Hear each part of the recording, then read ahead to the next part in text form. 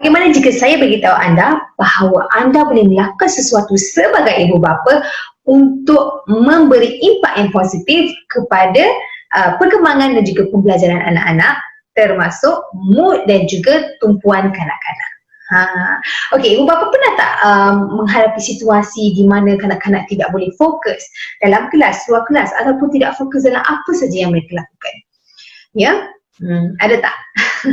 Jadi kita sebagai pendidik, sebagai cikgu, sebagai ibu bapa, sebagai masyarakat, bagaimana kita boleh membantu anak-anak untuk menyelesaikan masalah ini? Assalamualaikum dan selamat sejahtera. Nama saya Nadia. Kanak-kanak sekolah panggil saya Miss Nadia. Okey.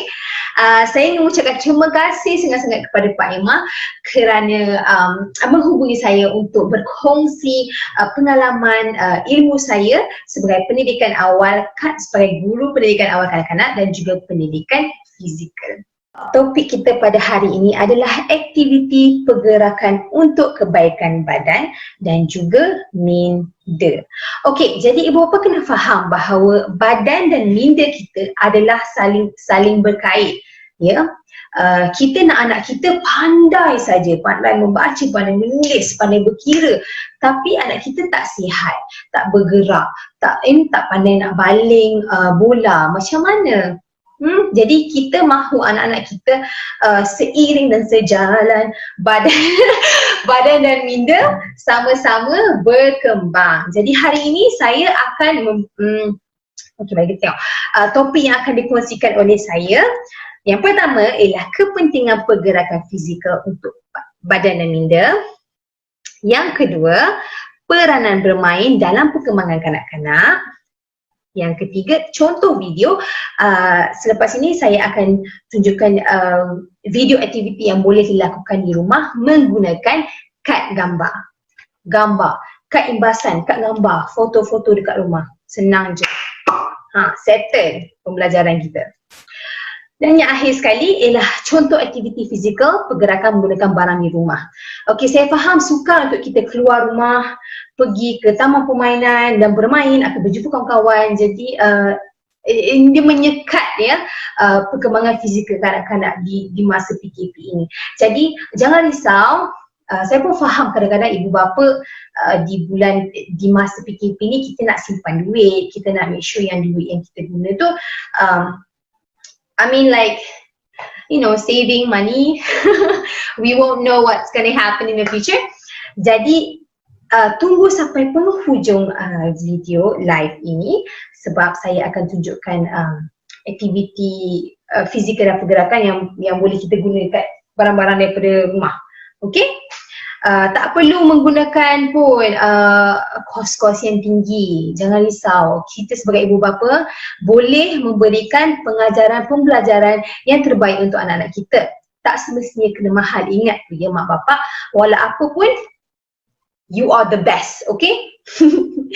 Alright, jadi sebelum saya mulakan dengan perkongsian saya yang pertama, saya ingin memberitahu bahawa ini topik hari ini adalah pengalaman saya dan juga ilmu yang saya ambil daripada sekolah antarabangsa yang saya mengajar. Sekarang saya mengajar di international school, dan juga all the perspektif yang saya ada adalah kerana saya pernah bekerja di sekolah kerajaan dan juga sekolah antarabangsa, dan oleh itu saya gabungkan dan saya cari cara yang terbaik untuk kita sama-sama gunakan untuk kanak-kanak. Okey, jadi semoga ibu bapa dapat membuka hati dan minda menerima apa yang saya ingin mengajar. Ibu bapa tidak perlu bersetuju dan ambil 100% apa yang saya ajar. Tidak. Saya di sini hanya untuk menunjukkan perspektif yang mungkin berlainan, atau ibu bapa mungkin mahu tahu idea-idea yang lain ya untuk pembelajaran anak. Jadi di sini saya ingin berkongsi, tapi tak perlu 100% ikut. Kalau ibu bapa suka apa yang saya kongsikan, sila ambil. Kalau ibu bapa tidak suka apa yang saya kongsikan, tak apa, kita tinggal dia sorang-sorang dekat situ. Okay? Alright, now let's go for our first topic. Kepentingan pergerakan fizikal untuk badan dan minda. Okay, sebelum saya mulakan dengan ini, banyak pula sebelum saya mulakan kan. Okey, saya ada dua soalan. Soalan pertama untuk ibu bapa ya. Apakah pemahaman anda mengenai aktiviti fizikal atau bermain? Itu soalan pertama. Soalan kedua adalah apakah satu perkara yang anak-anak anda buat secara sengaja? Maksudnya mereka tidak perlu diajar, mereka dah tahu benda tu. Sila kongsikan jawapan anda di comment section dan saya akan reply, saya akan baca dan reply. Okey, saya ingin tahu pendapat ibu bapa juga, saya nak tahu input ibu bapa juga, sebab di sini saya pun masih lagi belajar dan saya mahu ibu bapa berkongsi pendapat. Okey? Alright. Alright, kepentingan. Mari kita mulakan. Penyelidikan saintifik membuktikan bahawa dengan melakukan aktiviti fizikal, kanak-kanak akan memperoleh ingatan yang lebih baik, ya. Ingat, ingatan yang lebih baik, tenaga yang lebih baik, fokus yang lebih baik, sosio-emosi yang lebih baik. Okey, ingatan. Okey, apa yang kita boleh cakap pasal ingatan? Sangat penting untuk memastikan kanak-kanak mempunyai ingatan yang kuat ya. Sebab tu orang cakap makan kismis lah apa semua tu kan. Boleh juga, tapi kita kena berusaha dengan cara yang berlainan. Okey. Jadi ingatan ni penting untuk kanak-kanak mengikut arahan.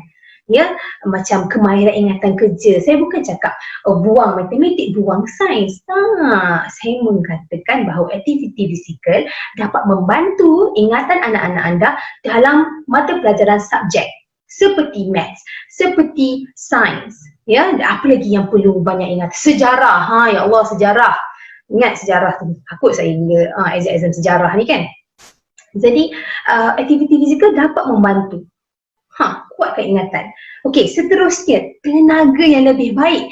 Kita nak anak kita sihat, betul tak? Anak kita sihat dari segi minda dan juga badan. Okey, bila kita buat aktiviti fizikal, anak-anak kita ni lebih aktif kan? Bila anak aktif maknanya dia sihat, betul tak? Dan bila mereka sihat, mereka bersemangat untuk membuat sesuatu. Ibu bapa nak tak anak-anak ibu bapa semangatlah buat sesuatu? Kalau menyanyi pun dia semangat, kalau menari dia semangat, makan dia semangat, belajar dia semangat, main pun bersemangat, tidur pun bersemangat, semua nak bersemangat, betul tak? Sebab tu kena buat aktiviti fizikal. Ya Allah, tekanlah. Okey, ketiga, fokus yang lebih baik, betul tak? Soalan pertama saya, ada tak ibu bapa menghadapi situasi di mana anak-anak kurang memberi fokus dalam sesuatu yang dilakukan? Okey, jadi kenapa fokus ini penting? Fokus ini penting sebab kita tak nak anak kita procrastinate, maknanya menunda-nundakan kerja. Betul tak? Aktiviti fizikal ni bila kita bagi tenaga yang lebih banyak, dia lebih fokus, dia akan terus buat kerja tu tanpa ada sebarang gangguan. And then dia akan siapkan tugas yang dia perlu siapkan. Kita naklah anak-anak kita macam tu, betul tak? Okey, yang terakhir, sosio-emosi. Okey, sosio-emosi ni adalah gabungan daripada sosial dan juga emosi. Okey, kenapa sosio-emosi ni gabung? Yang penting. Okey, pengembangan pengasuhan emosi dan kemahiran sosial yang matang menolong kanak-kanak untuk menyesuaikan diri dalam kehidupan masyarakat. Ya, kita naklah anak kita pandai berbual, bergaul, pandai mengawal emosi. Ya, sebab ini penting. Bila anak kita tidak pandai bersosial dan tidak ada pengawalan emosi, mereka tidak ada confident, tidak ada keyakinan dalam diri. Dan bila dia tak ada keyakinan dalam diri, alamak tersasung. Bila dia tak ada keyakinan dalam diri, dia akan selalu bergantung kepada orang. Ya, dan kita nak anak kita berdikari, betul tak? Bila dah masuk alam persekolahan ataupun di dalam alam persekolahan sudah. Right? Okey, dan topik kedua, peranan bermain dalam perkembangan kanak-kanak. Okey, kenapa saya masukkan bermain bila saya bercakap pasal aktiviti fizikal? Okey, bagi terms ibu bapa adalah aktiviti fizikal. Tapi bagi kanak-kanak ni, dia belajar ke, dia bermain ke, dia buat apa pun, tetap bermain bagi dia orang. Bagi mereka, bermain adalah satu benda yang penting bagi mereka. Sebab tu saya masukkan juga peranan bermain. Okey? Mari kita betul. Alright. Kenapa saya cakap bermain ini penting? Research memberitahu, saya baca research memberitahu bahawa 7 purata kanak-kanak menggunakan gadget, phone atau televisyen, iPad, komputer, laptop 7.5 jam setiap hari. Lama tak? Lama kan? Bukan saya nak cakap teknologi internet tidak bagus. Bagus. Ya.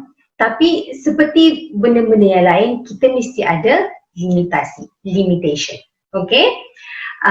Dan jika anak-anak terlalu banyak menggunakan gadget, rely too much on technology, dia akan memberi impak yang negatif kepada fizikal kanak-kanak, minda kanak-kanak, sosial kanak-kanak dan emosi kanak-kanak. Pernah tak tengok anak-anak mengamuk main game? Geram sangat sebab kalah kan? Itulah. Okey, yang pertama, peranan bermain untuk perkembangan sosial, perkembangan bahasa, perkembangan emosi dan juga pemikiran kritis dan penyelesaian masalah. Critical thinking. Okay, critical thinking. Okay, tanpa membuang masa, saya cuma nak memberitahu bahawa saya akan tunjuk dalam video ini satu saja contoh aktiviti. Tapi saya juga ada YouTube channel bernama Kids Time dan saya akan letakkan link YouTube channel di comment section dan ibu bapa boleh pergi lihat. Tapi lepas kita habis session ni lah kan. Okay.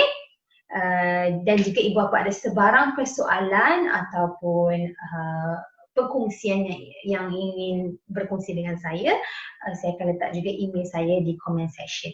Okay. Alright. Marilah kita banyak sangat bercakap lah. Saya pun letih, saya pun nak bergerak. Sebab saya jenis orang bila bercakap kena gerak, kalau tak dia jadi caweng. Okay, mari. Saya stop, saya ni berhenti.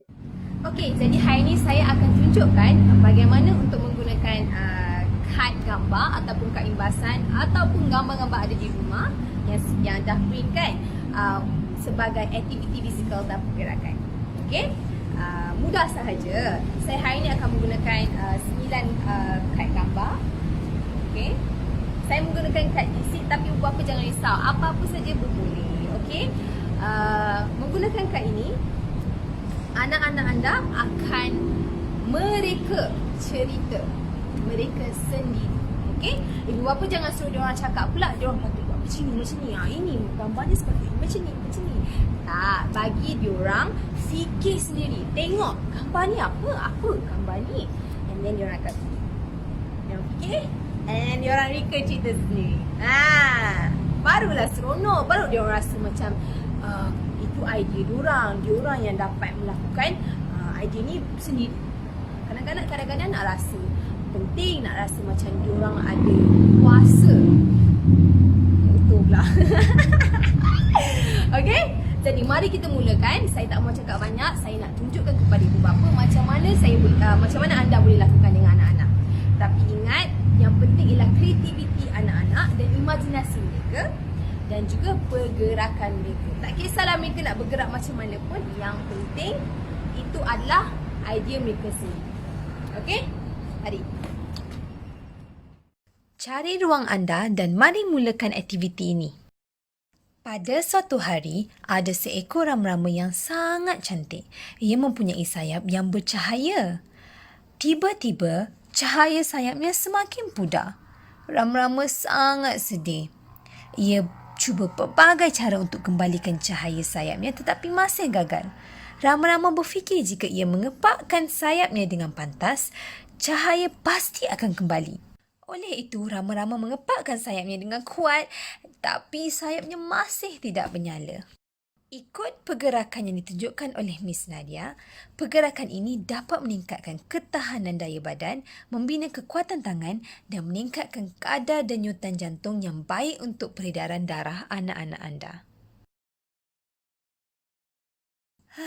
Rama-rama membuat keputusan untuk membaca buku ahli silap mata. Tetapi, buku itu dilindungi oleh mantra. Untuk membuka buku ahli silap mata itu, rama-rama perlu mengetahui kod rahsia pergerakan badan. Kanak-kanak perlu lihat dan mengulangi kod rahsia pergerakan badan ini. Pergerakan badan bersilang dapat meningkatkan koordinasi badan dan dapat menyumbang kepada fokus membaca dan menulis yang lebih baik. Selain itu, ia dapat meningkatkan pemikiran seluruh otak, kerjasama dari hemisfera kiri dan kanan. Mari lakukan pergerakan ini bersama Miss Nadia. Bagus! Teruskan usaha, teruskan mencuba. Sekiranya anak anda menghadapi kesukaran dalam melakukan pergerakan ini, jangan risau. Terus memberi semangat kepada mereka. Dengan latihan, mereka pasti akan mendapatnya.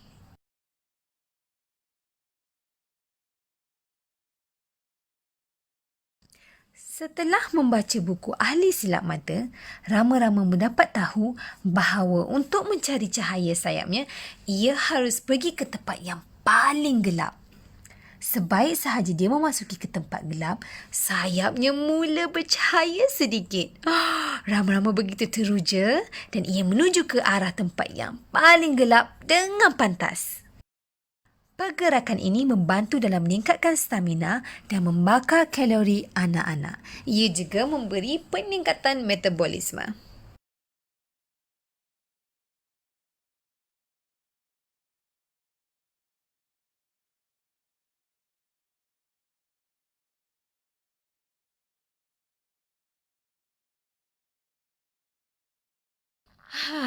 Malangnya, untuk sampai ke tempat gelap tersebut, rama-rama perlu melintasi pintu rahsia.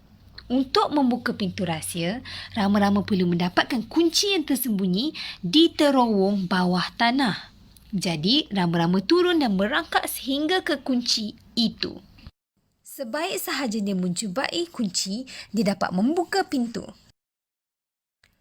Merangkak dapat membantu perkembangan otot, leher, lengan dan kaki. Ia juga membantu menyokong perkembangan kemahiran motor kasar, motor halus dan kognitif. Bagi kanak-kanak, bermain adalah sesuatu perkara yang sangat lebih.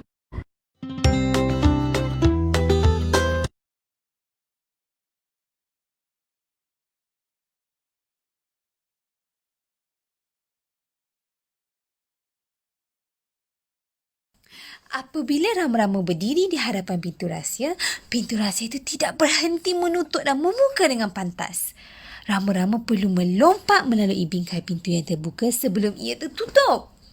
Rama-rama perlu melintas masuk pintu rahsia kerana ia adalah satu-satunya cara untuk sampai ke tempat yang boleh menolong rama-rama untuk kembalikan cahaya sayapnya.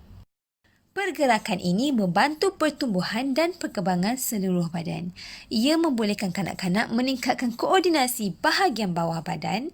Koordinasi ini bermula dengan kaki bergerak bersama melakukan pergerakan yang sama. Jika anak anda tidak dapat melompat menggunakan dua kaki serentak, mereka boleh cuba menggunakan satu kaki dan diikuti kaki yang lain.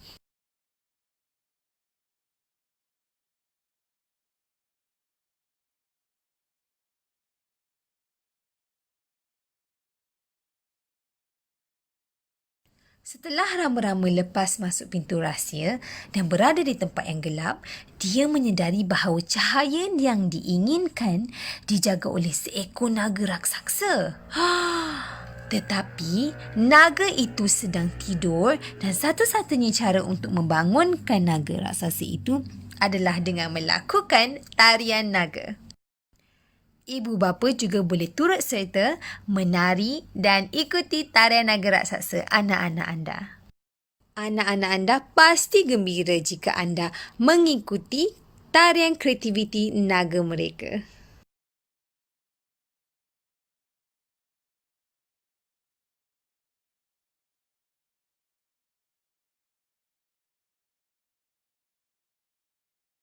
Naga raksasa itu bangun dan mula meniup api di seluruh tempat.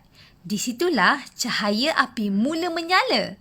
Tetapi api yang dihembuskan oleh naga raksasa sangat panas.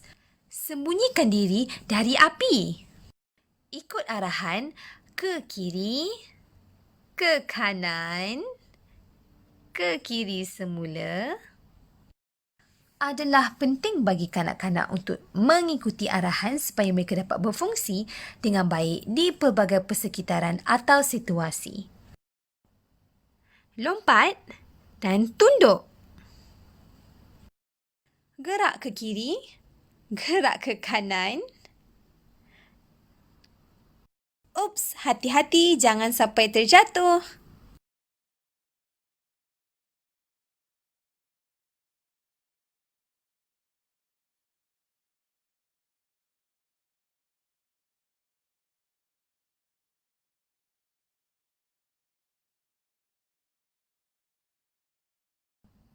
Akhirnya, rama-rama menjumpai alat penangkap cahaya api. Rama-rama menangkap api-api tersebut dan menguncinya di sebuah kotak. Namun, terdapat beberapa cahaya api yang mengganas dan mula membakar lantai. Berdiri dengan satu kaki, setiap kali cahaya api terbang ke arah anda, lompat dan tukar kaki untuk mengelaknya. Berdiri dengan satu kaki adalah kemahiran asas bagi keseimbangan. Tetapi tidak semua kanak-kanak dapat menguasainya dengan segera. Jadi, teruskan latihan dan berdiri menggunakan satu kaki. Lebarkan tangan supaya anda lebih stabil.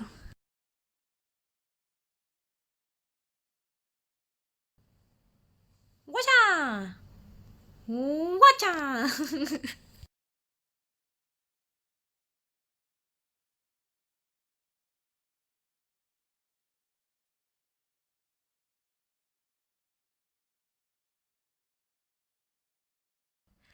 Setelah penangkap api dipenuhi cahaya api, rama-rama terbang pulang ke rumah dengan sayapnya yang terang dan menyala.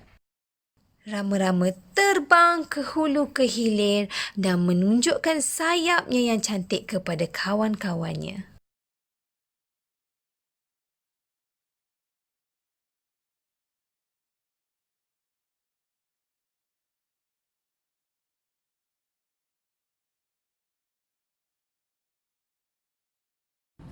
Walaupun 9 minit saja tapi letih dia macam buat hit workout.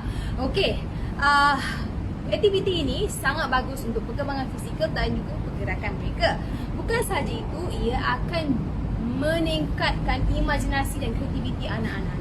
Jadi saya harap ibu bapa akan mencuba aktiviti ini di rumah dengan anak-anak anda dan mungkin juga boleh berkongsi dengan Pak Ilma bagi berjalan untuk anak-anak anda.